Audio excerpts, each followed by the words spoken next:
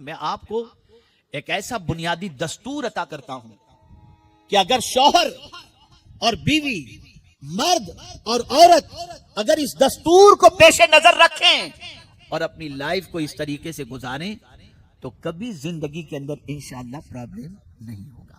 پہلی چیز، بیوی اپنے پلے دو باتوں کو باندھ لے، صرف دو بات اس کا، اور شوہر بھی اپنے پلے دو ہی باتوں کو باندھ لے۔ بیوی کے ایبسنٹ میں کسی کے سامنے اپنی بیوی کی برائی نہ کرے، پہلی چیز۔ دوست ہوں یا اپنے گھر والے ہوں یا اپنے رشتہ دار ہوں، اکیلے میں کبھی کسی کے سامنے اپنی بیوی کی برائی بیوی کے پیٹھ پیچھے قطعی طور پر نہ کریں۔ رشتہ دار ہیں، گھر والے ہیں، میری بیوی تو ایسی ہے، یہ کرتی ہے وہ کرتی ہے، کبھی بھی نہیں۔ اور اسی کے ساتھ جب کئی لوگ ساتھ میں ہوں اور بیوی بھی ہو تو بیوی کی کوئی بات بری بھی لگے تو سب کے سامنے بیوی کو ذلیل نکلے۔ یہ بہت اہم ٹپ دے رہا ہوں۔ گھر والوں کے سامنے، دوستوں کے سامنے، رشتہ دار کے سامنے اپنی بیوی کی برائی نہ کریں اور سب کے سامنے بیوی کا ڈس ریسپیکٹ نہ کریں۔ جب یہ چیز ہوگی نا تو بیوی کے دل میں اگر آپ کے سلسلے میں تھوڑی سی بھی کوئی کجی ہوگی نا تو آپ کے اس رویے کی بنیاد پر وہ کجی دور ہو جائے گی اور وہ کجی کو اللہ محبت میں تبدیل فرما دے گا۔ یہ یاد رکھیں، آپ زندگی میں آزما کر دیکھیے گا۔ ایک بچی کو نصیحت کی گئی تھی، وہ بچی شادی کر کے گئی اور اسے بھی یہی کہا گیا تھا کہ اپنی شوہر کی برائی کسی کے سامنے مت کرنا اور لوگوں کے سامنے اپنے شوہر کی موجودگی میں شوہر کا ڈس ریسپیکٹ مت کرنا۔ اس چیز کا خیال رکھنا۔ بچی نے یہ دونوں بات اپنی زندگی میں بالکل اس طریقے سے محفوظ کر لی کہ جب ملی تو کہتی ہے کہ اتنی پرسکون زندگی گزار رہی ہوں کہ شوہر اتنا چاہتا ہے جس کی کوئی انتہا نہیں۔ اب آپ تو بیٹھے تو بس شو شروع کر دیا، 4 بجے آتا ہے، توجہ دیتا نہیں ہے۔ اب یہ ساری چیزیں آپ کریں گے تو شوہر کے دل میں آپ کی محبت کہاں سے پیدا ہوگی؟ اور یہ حدیث شریف سے ثابت ہے۔ خواتین حضور کے سامنے بیٹھ کر کے اپنے اپنے شوہروں کی تعریف کرتی تھیں۔ ایک مرتبہ ایسا ہی معاملہ ہوا، ایک عورت نے اپنے شوہر کی تعریف کی، میرا شوہر ایسا، دوسری نے اپنے شوہر کی تعریف کی، وہ میرا شوہر ایسا، تیسری نے اپنی تعریف کی، میرا شوہر ایسا، چوتھی نے اپنی تعریف کی، اپنے شوہر کی تعریف کی۔ یہ حضور کے سامنے سب تعریفیں ہوتی تھی۔ اور پھر ایک خاتون نے اپنے شوہر کی تعریف میں کہہ دیا کہ میرا شوہر تو ایسا کہ جس نے میرے کان کو سونے سے لاد دیا، میری گردن میں سونا اتنا ڈال دیا کہ میری گردن جھک گئی، میرے پیروں میں اتنا سونا، میرے ہاتھوں میں اتنا سونا، مجھے اتنا کھلایا کہ کھلا کر کے میرے بازو جو ہے وہ چربیوں سے بھر گئے۔ جب اتنی ساری تعریف اس نے کی تو پھر سرکار صلی اللہ علیہ وسلم نے بھی اپنی ازواج سے فرمایا تمہارے لیے میں اس سے بھی بہتر ہوں۔ اور یہی وجہ، خدا کی قسم ایک شعر پیش کروں گا تو پتا چلے گا حضور اپنی بیوی سے کتنی محبت کرتے تھے۔ ایک شعر پیش کرتا ہوں، اور یہ شعر کسی اور نے نہیں، ام المؤمنین حضرت عائشہ صدیقہ نے کہا ہے، میرے حضور کی شان میں کہا ہے، میرے حضور کی شان میں کہا۔ اللہ اکبر۔ آقا کریم صلی اللہ علیہ وسلم کے حوالے سے ام المؤمنین حضرت عائشہ صدیقہ رضی اللہ تعالیٰ عنہ کہتی ہیں، اپنی سہیلیوں سے بھی نہیں، سورج کو دیکھ کر کہتی ہیں، سہیلیوں سے نہیں، سورج کو دیکھ کر کہتی اے سورج تو صبح کو نکلتا ہے، ساری کائنات کو روشن کر کے شام کو غروب ہو جاتا ہے، لیکن میرا سورج ایسا ہے کہ رات کو نکلتا ہے اور پوری کائنات کے دل کو منور و مجلہ کر دیتا ہے۔ ایسے ایسے اشعار ہیں ام المؤمنین کے سرکار کی شان میں کہ آدمی اگر اس کو پڑھے تو پتا چلے کہ میاں بیوی کی محبت کیسے ہوتی ہے۔ اب یہ سیریل اور ہسپیریل اور یہ سب ہیرو اور یہ ہیرو وغیرہ کیا ہے اس کے اندر؟ ان کو دیکھ کے تمہیں کیا ملے گا؟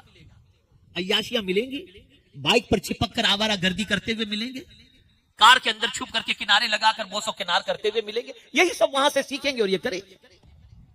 لیکن حضور کی سیرت اگر پڑھیں گے تو صحیح محبت کا طریقہ میرے آقا کی زندگی سے آپ کو ملے گا۔ لیکن پڑھنا ہی نہیں ہے تو کیا کریں گے؟ یہ ٹپ لے کر کے جاؤ، اکیلے میں میاں بیوی خوب تو میں کرو، اگر کوئی بات ہے تو لیکن کسی کے سامنے ایک دوسرے کی انسلٹ نہ کرو. یہ چیز ذہن کے اندر بٹھا لو. رسپیکٹ دو سب کے سامنے اپنی بیوی کو, رسپیکٹ دو سب کے سامنے اپنے شوہر کو, اور دونوں کے ایبسنٹ کے اندر کسی کے سامنے اپنی بیوی کی یا اپنے شوہر کی برائی بیان مت کرو. جب یہ پوزیشن ہوگی نا تو جو لڑانے والے ہیں نا وہ ٹھنڈے ہو جائیں گے. کچھ لوگ ہوتے ہیں جو شیطانی کام کرتے ہیں, ارے تیرا شوہر تو یوں, ارے تیری بیوی تو یوں, لگے رہتے ہیں اس کام کے اندر. ان کا کام ہی یہ ہے, وہ شیطان کے چیلے بن کر کے یہ کام کرتے ہوتے ہیں. یہی وہ رشتہ ہے. غور سے سنیے گا, جھوٹ کتنی بری چیز ہے آپ کو معلوم ہے؟ کتنی بری چیز ہے. آقائے کریم صلی اللہ علیہ وسلم فرماتے ہیں, سرکار کی بارگاہ میں پوچھا گیا کیا مومن زنا کر سکتا ہے؟ سرکار نے فرمایا ہاں. لیکن پوچھا گیا کیا مومن جھوٹ بول سکتا ہے؟ سرکار نے فرمایا نہیں. جو مومن ہوگا وہ کبھی جھوٹ نہیں بولے گا. اور آپ کیا سمجھتے ہو, یہ جو نجاست ہوتی ہے اسی میں سے بدبو آتی ہے نا؟ گناہوں میں بدبو ہے. آدمی جب گناہ کرتا ہے تو بدبو آتی ہے گناہ کے اندر. آپ کو ہم کو نہیں سمجھ میں آتی, وہ بھی حدیث شریف سے سمجھا دوں. آقائے کریم صلی اللہ علیہ وسلم نے ارشاد فرمایا جب کوئی جھوٹ بولتا ہے تو اس کے منہ کی بدبو سے فرشتے 40 میل دور چلے جاتے ہیں. جھوٹ اتنی خطرناک چیز ہے. لیکن میاں بیوی کے رشتے کے سلسلے میں قربان جائیے حضور کیا فرماتے ہیں. سرکار فرماتے ہیں ان دونوں کے درمیان صلح کرانے کے لیے اگر جھوٹ بھی بولنا پڑے تو جھوٹ بول دیا. یہاں حضور نے اجازت دی. ارے تو کیا بات کرے, تیرے شوہر وہ تو بہت تیری تعریف کرتا ہے, وہ تو جب ملتا ہے تیرے گن گاتا ہے.